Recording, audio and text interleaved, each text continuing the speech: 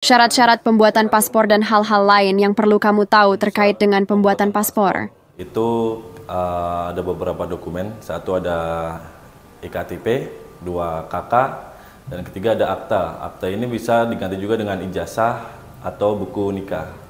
Untuk syarat penggantian paspor ya, bukan perpanjangan paspor. Syarat penggantian paspor itu cukup dengan paspor lama dan KTP.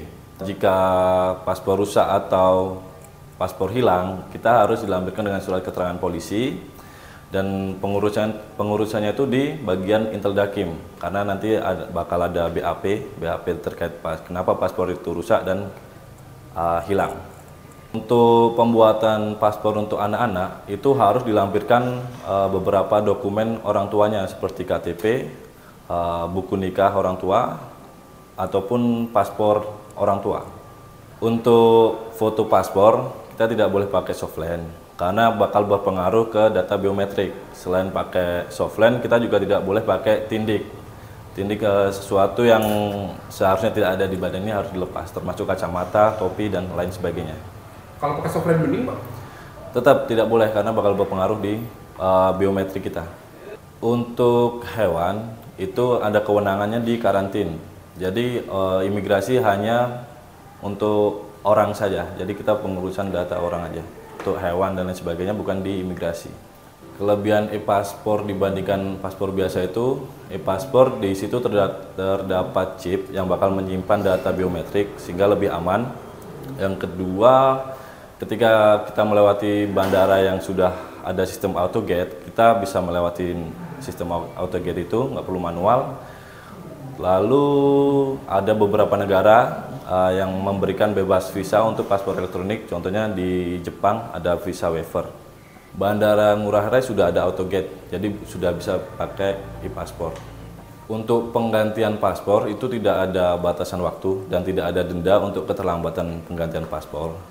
Jika boleh saran, kalau memang belum ada tujuan, tidak perlu buru-buru untuk penggantian paspor. Karena jika kadang kalau kita belum punya tujuan, terus kita punya paspor, kan kita kadang lalai. Kita taruh di mana, bisa hilang ataupun rusak, itu bisa ada dendanya.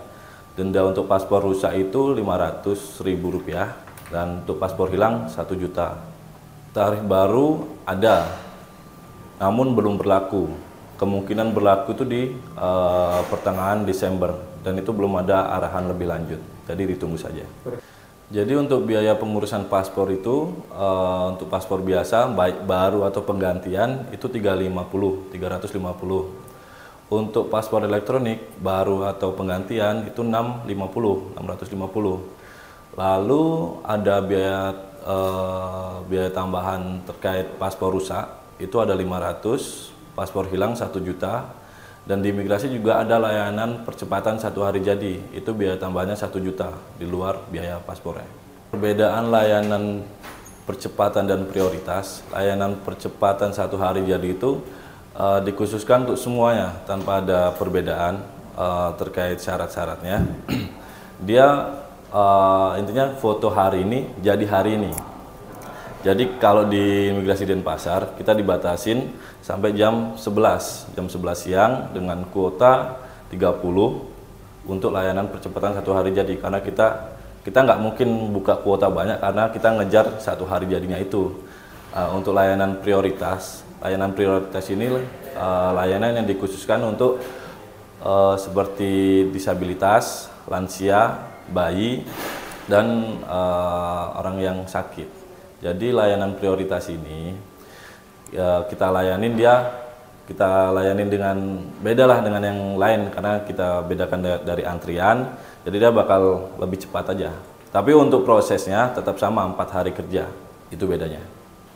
Untuk layanan prioritas itu tidak ada batas waktu dan tidak ada batas kuota. Itu yang membedakan dengan layanan percepatan. Karena layanan prioritas memang dilayanin secara khusus, tapi untuk proses pengerjaan paspornya disamakan dengan yang lain 4 hari. Jadi tidak ada batas kuota maupun batas waktu, bisa pagi sampai sore.